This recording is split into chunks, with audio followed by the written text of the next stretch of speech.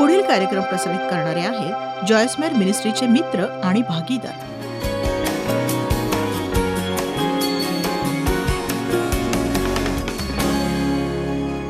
ज्यावर तुमचा विश्वास आहे तेच तुमचं वास्तव बनतं. रोमकरार 14:14 कोणताही पदार्थ मूळचा निषिद्ध नाही, तथापि अमुक पदार्थ निषिद्ध आहे असे समजणाऱ्याला तो निषिद्धच आहे हे लक्षात घ्या. असा फसवा दोष हा धोकादायकही असतो आणि म्हणून सांगू दोषसिद्धी आणि दोषकारण यामध्ये फरक आहे. जेव्हा पवित्र आत्मा आपल्याला दोषी ठरवतो तेव्हा एक अपराधीपणा जाणवतो, पण अशा गोष्टी ज्यात अपराधीपणा वाटून घ्यायची गरज नाही, अशा गोष्टीत शत्रू आपल्याला अपराधीपण वाटावं या प्रयत्नात असतो. म्हणजे जर तुम्ही पाप केलंय आणि त्यासाठी पश्चातापही केलाय, मग त्यासाठी अपराधी वाटून घ्यायची गरज नाही. पण त्याही नंतर जर अपराधी भाव तुमच्या मनात असेल तर तुम्हाला तसंच अपराधी वाटत राहील जसं याआधी तुम्हाला वाटत होतं. म्हणून यातील फरक तुम्ही तेव्हाच सांगू शकाल जेव्हा तुम्हाला देववचन माहीत असेल तेव्हाच, नाही का? तुम्हाला काहीच वेगळं वाटणार नाही. पश्चाताप करण्याआधी सुद्धा मला अपराधी वाटेल आणि पश्चाताप केल्यानंतरही मला अपराधी वाटेल, आणि ही अपराधी भावना ही त्याच अपराधी भावनेसारखी असते. म्हणून मग मी हे कसं सांगू की मी अपराधी आहे की नाही?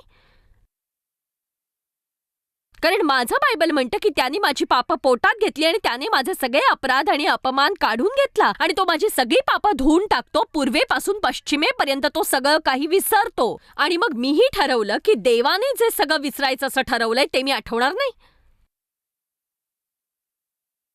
मग तुम्ही म्हणता खरं तर मला असं वाटतं की मी हे काय केलंय. तुम्ही ते सगळं दुर्लक्षित का करत नाही? एक सांगू, मी हे करूच शकत नाही. करू शकता. असं नाही की तुम्ही त्याचं अस्तित्व नाकारता, तुमच्यावर नियंत्रण ठेवू शकणाऱ्या त्यांच्या क्षमतेला तुम्ही नाकारता. कदाचित तुम्ही मोठ्यानेही बोलायला हवं. मला माहितीये मला कसं वाटतंय. ठीक आहे, मला अपराधी वाटतंय, पण मी नाहीये. दुष्टा, तू ऐकतोयस माझं? मी नाही, मी अपराधी नाहीये. मी क्षमापात्र आहे, कारण बायबल म्हणतं की मी क्षमापात्र आहे. अशा प्रकारे तुम्ही बदलता, स्वतःच्या विचारांचं नूतनीकरण करून. नवीन विचार हे खोट्या भावनांपेक्षा सामर्थ्यवान असतात. तुम्हाला आयुष्यात विजय हवा असेल तर तुम्हाला काय वाटतंय याकडे लक्ष देऊ नका, तुम्हाला काय माहितीये याच्याकडे लक्ष द्या. चला, मी चांगली शिकवण देतेय. तुम्हाला जे वाटतंय त्यापेक्षा तुम्हाला जे माहितीये त्यावर प्रभुत्व मिळवा. तुम्ही म्हणता मला असं वाटतंय कोणीच माझ्यावर प्रेम करत नाही. मला असंही वाटतं की काहीच बदलणार नाही. मला खूपच नाउमेद झाल्यासारखं दुःखी वाटतंय. असे दिवस प्रत्येकाच्या आयुष्यात येतात. अशावेळी तुम्ही असं म्हणायची गरज आहे, हो मला माहितीये मला कसं वाटतंय, पण मी हेही जाणते की मला काय माहितीये. मला हेही माहितीये देव श्रेष्ठ आहे. मला हेही माहितीये मी जर हे केलं पाहिजे तर मी ते करेन, आणि जे मला जमणार नाही ते देव नक्की करेल, आणि ही देवाणघेवाण सोप्या पद्धतीने होईल आणि मी विजयी होऊन बाहेर पडेन. देव यातून चांगलंच घडवेल. उत्पत्ती 11:6 मध्ये आपल्याला दिसतं लोकांचा एक गट यावर विश्वास ठेवतो की ते एक उंच इमारत बांधू शकतात जी अगदी आकाशापर्यंत पोहोचेल. आणि मग ते सगळे करारबद्ध झाले आणि ते सगळे म्हणाले आम्ही हे करू शकतो. आणि बायबल एक सुंदर गोष्ट सांगते, ते म्हणजे परमेश्वर म्हणाला, पहा हे लोक एक आहेत. या सगळ्यांची भाषाही एक आहे आणि ही त्यांच्या कृत्याची सुरुवात आहे, आणि हे जे काही करण्याचे योजतील ते करण्यास त्यांना कशानेही अटकाव होणार नाही. बघा, तुमचा विश्वास महत्वाचा आहे. तुमचा विश्वास अतिशय सामर्थ्यवान आहे. म्हणूनच बायबल म्हणतं तुमच्या प्रत्येक विचारांवर तुम्ही बंधन घाला. प्रत्येक विचारावर बंधन घाला तुम्ही. चला, हा पवित्र ग्रंथ हातात घेऊया आणि बघूया 2 करिंथ अध्याय 10 वचन 4 आणि 5. अनेकांना हा मुखोद्गत आहे, पण ज्यांनी हे शास्त्र कधी पाहिलं नाही त्यांच्यासाठी, कारण आमच्या युद्धाची शस्त्र दैहिक नाहीत, तटबंदी जमीनदोस्त करण्यास ती देवाच्या दृष्टीने समर्थ आहेत. तुम्ही म्हणाल माझं शस्त्र कुठलं? हे आहे तुमचं एक मुख्य शस्त्र. देववचन ही आत्म्याची तलवार आहे. जेव्हा तुम्ही वचन म्हणता तेव्हा ते सैतानाला तलवार खुपसण्यासारखं आहे. चालवतो वादविवाद, सिद्धांत, कारणे. सैतान तुमच्याबरोबर वाद घालणार, कारण देणारच आहे. तर्कवितर्क आणि देवविषयक ज्ञानाविरुद्ध उंच उभारलेले. आपण काय करतो? आपण प्रत्येक विचाराचं नेतृत्व करतो. किती विचार? असे सर्व काही पाडून टाकून आम्ही प्रत्येक कल्पना अंकित करून तिला ख्रिस्तापुढे मान वाकवण्यास लावतो. तुम्हाला कधी कधी असं वाटतं की तुम्ही तुमच्या विचारांबरोबर दिवसभर युद्ध करताय. उत्तम म्हणजे चांगल्याच गोष्टींचा विचार करत राहा, वाईट गोष्टींसाठी जागाच नाही. तुम्ही तुमच्या विचारांचा अभ्यास करा जरा. असं नाही की रिकाम्या डोक्याने बसायचं आणि सैतानाला आपल्यासाठी विचार करण्याची मुभा द्यायची. ठीक आहे, मग मी तुम्हाला आता बदलासंबंधीची रचना आणि प्रक्रिया सांगणार आहे. बदलासंबंधीची प्रक्रिया आणि रचना सांगणार आहे. बदल ही एक प्रक्रिया आहे आणि ती बऱ्याचदा लांबलचक असते. जेव्हा तुम्ही एखादं आयुष्य बदलू पाहता ज्याचा पूर्णतः विचका झालाय, ते एका रात्रीत घडणार नाही.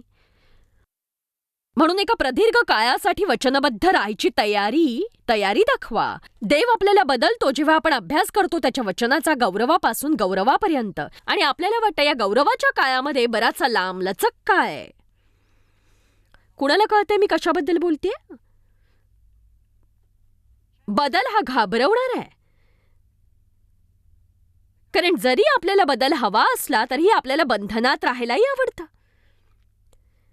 आणि जेव्हा आपण देवाला काही बदलण्याची विनवणी करतो, तो सुरुवात करतो, तेव्हा आपल्याला खूपच असंयमित वाटतं. आपल्याला काहीतरी सोडावं लागतं. आपण एका विशिष्ट दिशेने जातो आणि वस्तुतः आपल्याला माहीत नसतं की आपल्याला काय मिळणार आहे, आपण काय नाही करत आहोत. आपल्याला जे मिळतं त्यात आपण कंटाळा करतो आणि आपल्याला जे काही नवं हवं असतं, ही जुनी गोष्ट अशा स्थितीतून जपून ठेवणं नक्कीच चांगलं. मी हे सगळं आधी केलेलं आहे. आनंदाच्या भरात मोठा निर्णय घेतलात तर काय होईल? तो आनंद लोप पावेल आणि तुमच्यासमोर एक पोकळी राहील फक्त कष्टांची. तुम्ही तुमच्या विचारांचा अभ्यास करा जरा. असं नाही की रिकाम्या डोक्याने बसायचं आणि सैतानाला आपल्यासाठी विचार करण्याची मुभा द्यायची. ठीक आहे, मग मी तुम्हाला आता बदलासंबंधीची रचना आणि प्रक्रिया सांगणार आहे.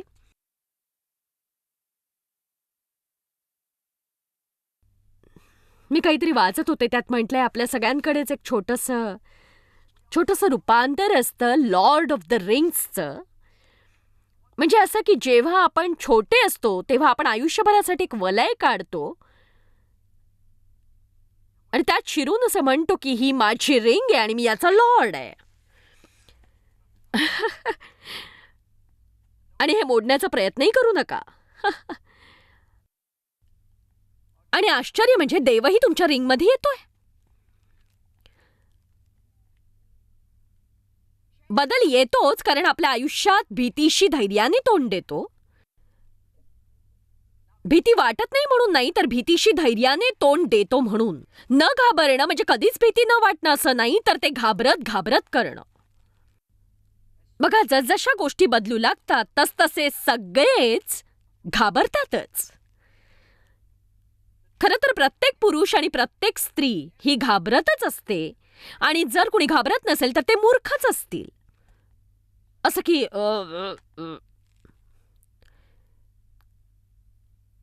आपल्याला माहीत असायला हवं की आपण देवाच्या कार्यापासून वेगळे नाही आहोत. नक्कीच नाही.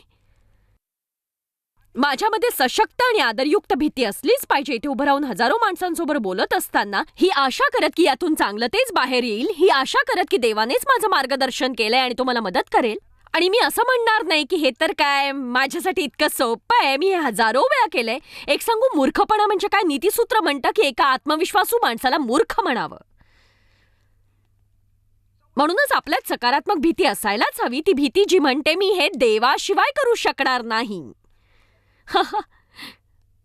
मला आत्मविश्वासाची गरज आहे, मला देवाच्या विश्वासाची गरज आहे. जर तुम्हाला गरज आहे नोकरीची, एखाद्या चांगल्या गोष्टीची, तुम्हाला नोकरी तेव्हाच मिळेल जेव्हा देवाची कृपा असेल. आपल्याला यश लाभत नाही त्याचं एक कारण आहे की आपण स्वतःवरच अवलंबून राहतो असं समजून की आपणच गोष्टी घडवतो. खरंच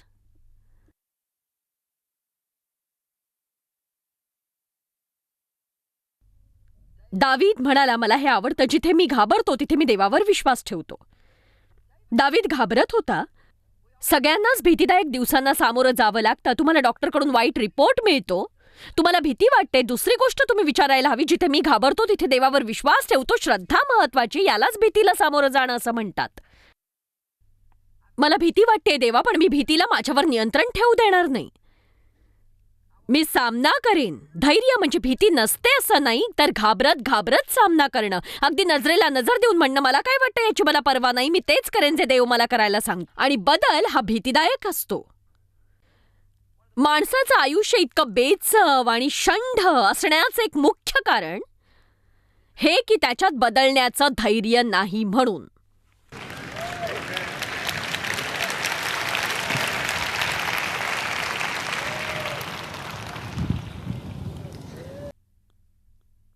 मला आठवतंय माझं मन किती अस्वस्थ झालं होतं जेव्हा मी अंतिम निर्णय घेतला की मी आता माझं नेहमीचं आयुष्य त्यागून पूर्णतः सेवा कार्याशी जोडली जाणार आहे. तेव्हा खरंच सांगते, तुला माहित असेल मी किती घाबरले होते देवा. म्हणजे मी एक गृहिणी होते फेंटन मिसुरी मधली. धड नावही सांगता येत नव्हतं मला. आणि असं वाटत होतं की देव मला बोलावतोय त्याचं वचन अख्ख्या जगाला शिकवायला. आणि मला असं वाटलं की मी वेडी आहे. सगळ्यांनाच वाटत होतं मी वेडी झाले म्हणून. पण माझ्या आत एक गोष्ट होती,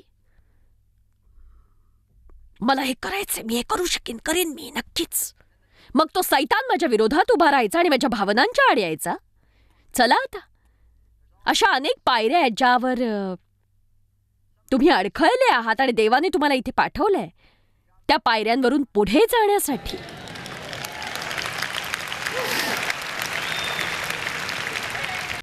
कधी कधी निव्वळ भीतीपोटी आपण चुकीचे निर्णय घेत असतो.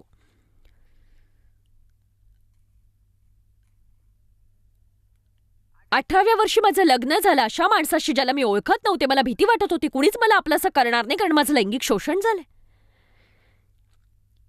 या भीतीने आणखीन 5 वर्ष गेली, मानसिक त्रासाची, अपमानाची, नाकारण्याची, दुर्व्यवहाराची. भीतीपोटी कधीही निर्णय घेऊ नका. पक्क करा की तुमचं समर्थन शांती आणि आत्मा करतोय. एक बदल सर्व प्रकारच्या भावनांना उत्तेजन देतो. अशा वेळी निर्णय घेऊ नका जेव्हा तुम्ही खूप आनंदी आहात किंवा खूप दुःखी आहात. आनंदाच्या भरात मोठा निर्णय घेतलात तर काय होईल, तो आनंद लोप पावेल आणि तुमच्या समोर एक पोकळी राहील फक्त कष्टांची. मी नेहमीच म्हणते भावनांना शांत होऊ द्या आणि मग निर्णय घ्या. कार डीलरशिप आहे म्हणून ड्राईव्ह करू नका. विचार करून निर्णय घ्या. आणि बऱ्याचदा आपण असं करतो की गोष्टी करतो आणि नंतर आपल्याला पश्चाताप होतो, पण मग तेव्हा वेळ हातातून निघून गेलेली असते.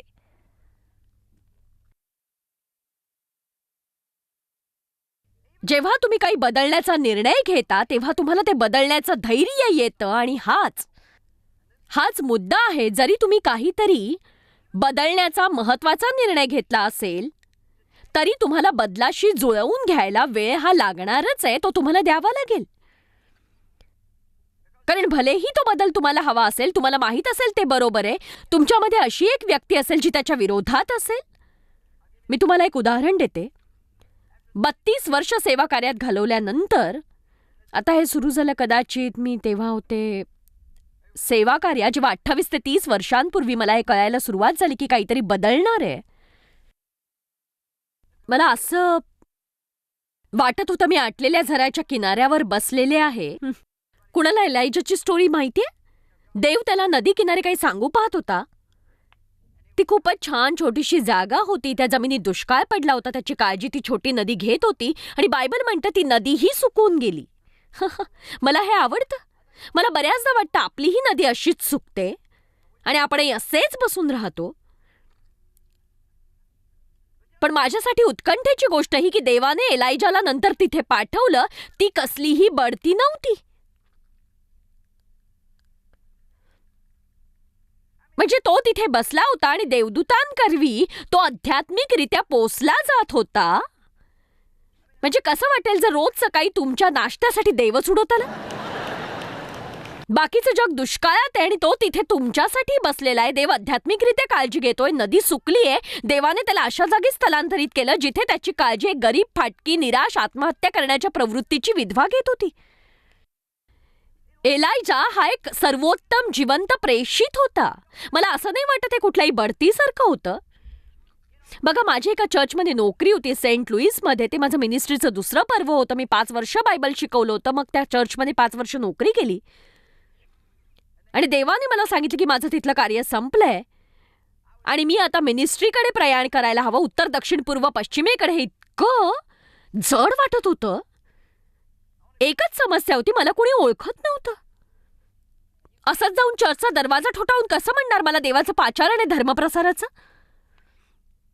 मग मी गेले उत्तर, दक्षिण, पूर्व, पश्चिम सेंट लुईसला. मला दुसरं काही करायचं ठाऊक नव्हतं, म्हणून मी शहराच्या चारही कोपऱ्याला जाऊन लहान सहान बैठका घेतल्या आणि मी नोकरी करताना आतापेक्षा जास्त लोकांना मिनिस्टर करत होते. पण माझी नोकरी एक छोटीशी नदी झाली होती आणि मी तिथे आता खुश नव्हते. खरंच माझी नोकरी आटलेल्या झऱ्यासारखी झाली होती. मी तिथे आनंदी नव्हते. मी तिथे आता समाधानी नव्हते. मला काहीतरी रित वाटत होतं. मी माझ्या गरजा पूर्ण करू शकत नव्हते. मला माहित होतं काहीतरी चुकतंय. शेवटी पास्टरनेही मला विचारलं, तुझी समस्या काय आहे? मी म्हटलं की माहित नाही, बहुतेक माझा इथला कार्यकाळ संपलाय. ते असं होतं की आणि मी स्वतःहून बाहेर पडण्यासाठी इतकी घाबरत होते. जरी माझी इच्छा होती तरी मी याला विचारलं, मी त्याला विचारलं. मी माझ्या मनाला स्पर्शही करू देत नव्हते आणि म्हणून त्याने जेव्हा मला विचारलं काय समस्या आहे, ते असं होतं की माहित नाही, कदाचित माझा इथला कार्यकाळ संपलाय. खरंच तुला असं वाटतंय? मला माहित नाही मला काय वाटतंय ते. मग मी घरी गेले, प्रार्थना करायला लागले आणि त्याच वेळी देव मला स्पष्टपणे म्हणाला की तुझं सेवा कार्य घे आणि उत्तर, दक्षिण, पूर्व, पश्चिमेला जा. पण एक सांगू, खूप वर्ष लोटल्यानंतर असं वाटलं मी जिथे होते तिथेच राहायला हवं होतं. मला सांगा, तुम्ही एखादा बदल केल्यावर तुमच्यावर अशी परिस्थिती आली आहे जिथे तुम्हाला वाटलं मी आधी होतो तिथेच बरा होतो?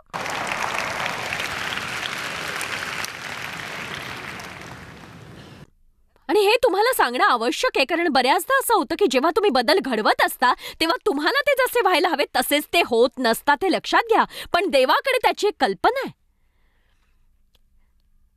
त्याचाच एक भाग म्हणजे तुम्ही त्याचं शोधन आणि परीक्षण करता. आणि इथे मला तुम्हाला असं सांगायचंय की लक्षात घ्या, जेव्हा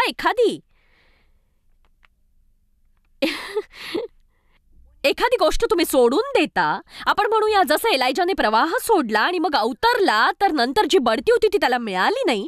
एक सांगू, यातली महत्वाची गोष्ट कोणती? ते इतकेही महत्वाचे नव्हते की त्याची चांगली परिस्थिती होती. महत्वाची गोष्ट अशी होती की तो देवाच्या इच्छेत होता. बघा, मी जेव्हा माझी नोकरी सेंट लुईस चर्चमधून सोडली तेव्हा मला वाटलं मी 400 लोकांना शिकवते ते 4000 लोकांना शिकवेन. पण तसं झालं नाही, हे लक्षात घ्या. मी 400-500 जणांना शिकवत होते ते 40-50 जणांना शिकवायला लागले आणि ते खरंच खूप कठीण होतं. माझ्या देहाला ते पचवणं कठीण होतं, पण माझ्या मनात शांती होती. मला माहित होतं देवाला ते माझ्याकडून करून घ्यायचंय म्हणून मी करते. हे अर्थहीन आहे. मला ते त्या परिस्थितीमध्ये पाहायचं नव्हतं, पण देवाला मी ते करावं असं वाटत होतं म्हणून मी ते केलं, हे मला माहित होतं. जर तुम्हाला काही बदल घडवायचे असतील, तुम्हाला काही बदल हवे असतील, तर तुम्ही हे जाणून घ्या की तुम्हाला तुमच्या मनासोबत पुढे जायचंय. कारण मी वचन देते, शत्रू तुम्हाला असं दाखवायचा प्रयत्न करील की तुम्ही काहीतरी बिनडोकपणा करताय. चला आता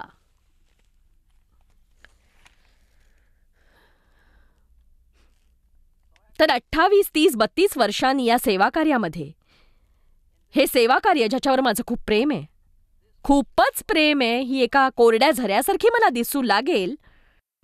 बघा, कधी कधी गोष्टी वृक्ष कोरड्या होतात तेव्हा तुम्हाला गरज आहे मोठ्या बदलाची. कधी कधी तुम्ही गोष्टींचा त्याग करता ज्या गोष्टींना तुम्ही सोडू नये. कळतंय? कारण अगदी तुमचं लग्नही तुम्हाला कोरड्या झऱ्यासारखं वाटतं. म्हणजे असं नाही तुम्ही दुसरा पुरुष शोधा किंवा दुसरी स्त्री शोधा. आमेन. कदाचित तुम्ही तुमच्या लग्नात काहीतरी साहसी काम करायची गरज आहे. चला, दुसऱ्या कुणी आधी करण्यापेक्षा तुम्हीच ते हलवण्याची गरज आहे. दुसरा येऊन करेल याची वाट बघू नका. कदाचित तुम्हीच ते करायला हवं. चला, तुम्ही जरा वेगळं काही करण्याचा प्रयत्न का नाही करत? एक छोटंसं साहस करा तुमच्या आयुष्यातलं. तुम्हाला जे वृक्ष दिसतंय, जे मरण पावलेलं दिसतंय, असं जाणवतंय, मी तुमच्याशी खरंच प्रामाणिक आहे. मला फक्त हे करण्याचा कंटाळा आलाय आणि हे ते नाही ज्यामुळे मला प्रवचन देण्याचा त्याग करावासा वाटला. मला देव प्रिय आहे, मला आयुष्यातली किलकिल पूर्णत्वास द्यायची, पण मला फक्त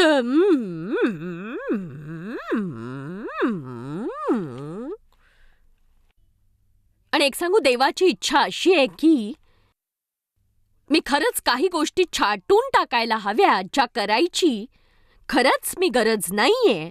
आमच्या 2 मोठ्या मुलांनी काही पदांचा अधिकार घ्यावा ही आमची गरज आहे. आम्हाला सर्व निर्णय घेण्याची काहीच आवश्यकता नाहीये. आम्हाला प्रत्येक गोष्टीला सांभाळण्याची गरज नाहीये. आम्हाला जे चाललंय त्याची प्रत्येकाची माहिती असण्याची गरज नाही. आम्हाला गरज आहे आराम करण्याची आणि जे करतोय त्याला थोडा वेळ देण्याची. आणि हे अद्भुत आहे की जो जरा मला आटलेला दिसत होता, जसं मी नवीन बदल घडवायला सुरुवात केली त्याच वेळी पुन्हा पाणी व्हायला सुरुवात झाली.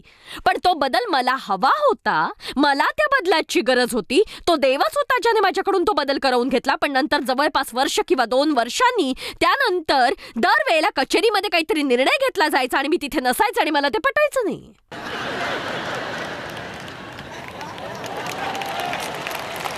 मला तुम्हाला सांगायचंय, जरी काही बदल घडण्याची गरज असली तरी म्हणजे असं नाही की तुम्हाला ते बरोबरच वाटेल. तुम्हाला त्याची सवय होण्यासाठी वेळ द्यावाच लागेल.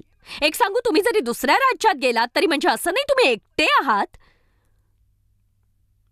बदल हा आयुष्यातलाच एक भाग आहे.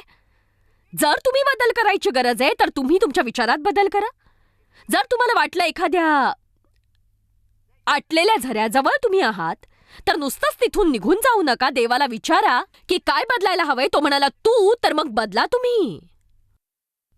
जर तुम्हाला तुमचं काम वृक्ष झऱ्यासारखं वाटतंय तर तुमचा दृष्टिकोन बदलण्याची गरज आहे. गरज आहे नवीन नोकरी मिळाल्याबद्दल आभार मानण्याची. गरज आहे दुसऱ्या विभागात बदली करून जाण्याची. गरज आहे नवीन जबाबदाऱ्या मागून घेण्याची. बदलाची आकांक्षा ठेवणं म्हणजे असं नाही की तुम्हाला कुठल्याही गोष्टीपासून दूर जायला लागेल. पण बहुतेक तुम्ही नाही करणार. तुम्ही जाणता कदाचित तुम्ही चर्चमध्ये आहात, तुम्ही उत्तेजित नाही आहात. 1902 मध्ये तुम्ही अखेरचे उत्तेजित झालायत. आणि सत्य असं आहे की जर तुम्ही दर आठवड्याला मला ऐकलं नाही तुम्हाला कळणार नाही. मी तुम्हाला फक्त सत्य सांगते.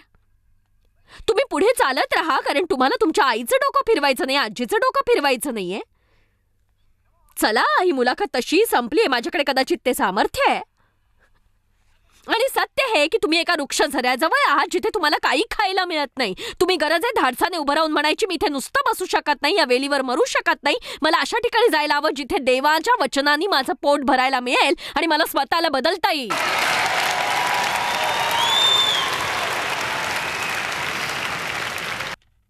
देवाला सांगण्यासाठी तुम्ही थोडेसे धीट बनलेले पाहायला मला आवडेल. देवा, तू माझ्यात बदल घडव. देवा, तू माझ्यात बदल घडव.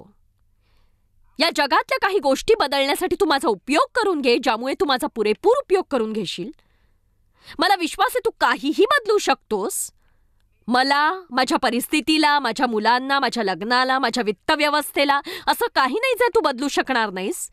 मला माहिती आहे बदल करणं इतकं सोपं नाही, पण पूर्ण वेळ मी जिथे असायला हवं असं तुला वाटतं त्यासाठी मी वचनबद्ध आहे. मी इथे नुसतं बसणार नाही, माझा कुजवलेला दुर्गंध पसरवणार नाही.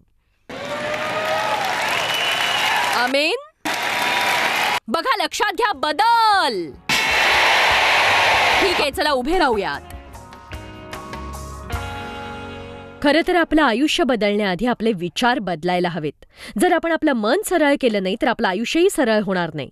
फिलिप्पेकरास अध्याय 4 वचन 8 हा एक सुंदर अध्याय आहे. त्याप्रमाणे बंधूंनो, शेवटी इतकंच सांगतो की जे काही सत्य, जे काही आदरणीय, जे काही न्याय्य, जे काही शुद्ध, जे काही प्रशंसनीय, जे काही श्रवणीय, जो काही सद्गुण, जी काही स्तुती त्याचं मनन करा. जी काही स्तुती त्याचं मनन करा. आता हे ऐका, ते म्हणतं तुमचं मन एकत्रित करा. हे खरंच असं सांगते की आपल्याला चांगल्या गोष्टींचा विचार करायची गरज आहे. तुमचा फायदा होत असेल असा विचार करा. ती व्यक्ती बनू नका जी फक्त नकारात्मक गोष्टींचा विचार करते, दुसऱ्यांमधल्या चांगल्यांवर विश्वास ठेवत नाही. तुम्ही स्वतःला मदत तेव्हाच कराल जेव्हा तुम्ही सकारात्मक विचार कराल. जॉयस मेयर मिनिस्ट्रीज करता तुम्ही खूप मौल्यवान आहात. आम्हाला तुमचं कौतुक आहे आणि जगभरामध्ये हे सेवा कार्य शक्य करण्याकरता आम्ही आमच्या मित्रांचे आणि पार्टनर्सचे आभारी आहोत. आम्ही एकत्रितपणे भुकेल्यांना खाऊ घालतो, गरिबांना वस्त्र देतो आणि राष्ट्रांना सुवार्ता सांगतो. तुमच्या प्रार्थनेच्या विनंती करता आमच्याविषयी आणखी माहिती मिळवा. जॉयसच्या कॉन्फरन्सच्या तारखा पहा आणि ख्रिस्ताची प्रीती जगभरामध्ये पसरवण्याकरता आमचे सहभागी व्हा. याचा सर्व खर्च जॉयस मेयर मिनिस्ट्रीचे मित्र आणि भागीदार करत आहेत.